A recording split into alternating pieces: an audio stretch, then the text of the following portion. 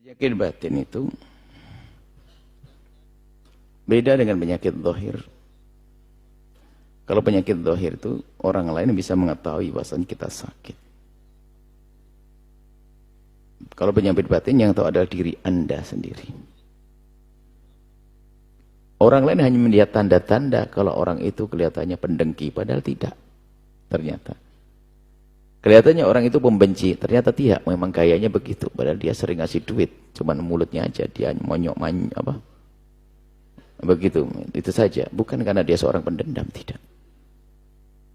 Kayak sombong, bukan begitu, memang gayanya begitu, seperti di ketiaknya ada yang ganjel, tapi bukan karena sombong, memang gayanya begitu dia. Makanya kita gampang salah menilai, cuman dohir itu bisa dilihat kadang seolah-olah, tapi kan batin sombong kan di dalam. Kalau penyakit dohir kan, wah korengan, matanya merah, iritasi, ini gitu. Itu bisa saja penyakit dohir, dokter bisa melihat. Tapi kalau batin enggak, kita sendiri, orang lain enggak bisa, orang hanya melihat tanda. Maka kata Imam Ghazali, ya kita membuat satu renungan panjang yang tidak ada hentinya. Sehingga dikatakan ilmu membersihkan hati, menjaga hati itu ilmu fardu ain di atas fardu ain. Bukan sekedar fardu ain biasa. Sholat kita pun tidak akan diterima kecuali dengan ketulusan, khusyuk dan seterusnya. Jadi bisa sia-sia kalau orang tidak peduli penyakit batin. Makanya ini harus kita belajar. Itu silsilah, diajarkan dalam silsilah ilmu tasawuf. Nggak bisa kita bertemu sehari langsung beres. Koreng aja nggak beres-beres kok dalam seminggu, 2 minggu. Apalagi penyakit koreng hati, dendam. Ya, selama ini kan silsilah kita di majelis yang ada di luar adalah ilmu membersihkan hati. Anda bisa mengikuti selama ini majelis, selain di majelis ini, majelis keliling kita saat ini, di tahun ini adalah bagaimana kita membersihkan hati. Silsilah panjang, mulai menghilangkan dendam, cinta dunia, kemudian ngiri dan seterusnya, kita hadirkan itu. Dan itu perlu waktu yang panjang. Yang jelas, merenung kita. Jadi gini kuncinya.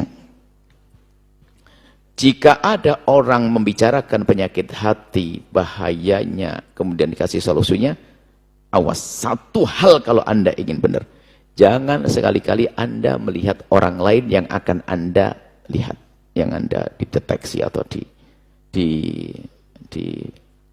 kontrol. Jadi gini, setiap ada perbincangan tentang penyakit sombong, bahaya sombong, jadikan Anda orang pertama mendengarnya. Itu tak kuncinya. Jangan melihat, oh itu istri saya, itu ibu saya, itu paman saya. Tidak. Karena di saat Anda sudah melihat orang lain, langsung hilang. Anda tidak akan bisa bersihkan hati Anda. Kunci sudah. Setiap ada, oh hari ini babnya ilmu tentang dengki. Tidak usah kebayang, oh iya betul. Kadang kita ini diajak, ibu-ibu yang baik hati. Padahal diajak bicara, ibu jangan sampai kita menggunjing. Gunjing itu berangkat dari kebencian hati, dosanya gede, gunjing, bahasanya neraka, gini-gini nih. Ustadznya belum diam, itu ibu sudah nyowel temennya. Tuh, yang kudung merah tuh. Nggak sadar kalau gini sedang gunjing juga.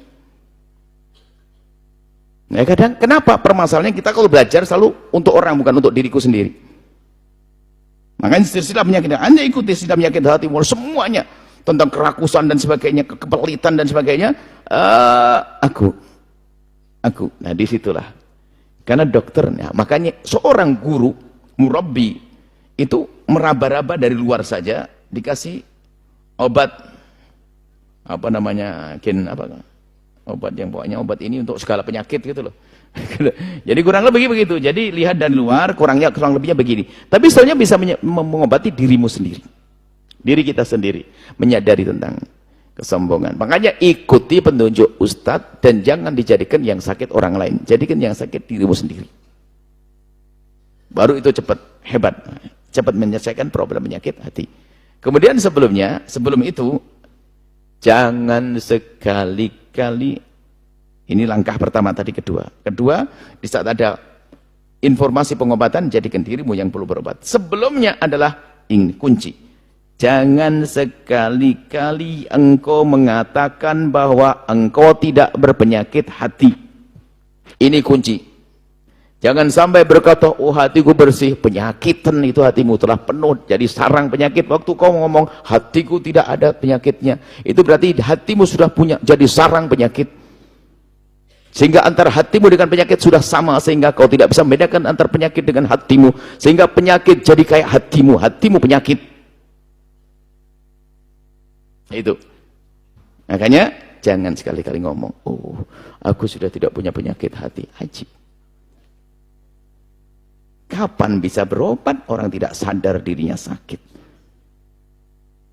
Itu saja. Padahal itu adalah kesombongan. Ya? Sombongan halus, ada orang ngerunduk. Kalau duduk tuh menunduk. Gaya orang tawaduk. Ternyata waktu menunduk dia ngomong, orang di sini kayaknya sombong semuanya, nggak ada yang kayak saya ya. jadi sombong dia. Innalillah. Padahal gayanya paling begini dia. Oh, luar biasa. Semoga Allah menjaga hati kita semuanya.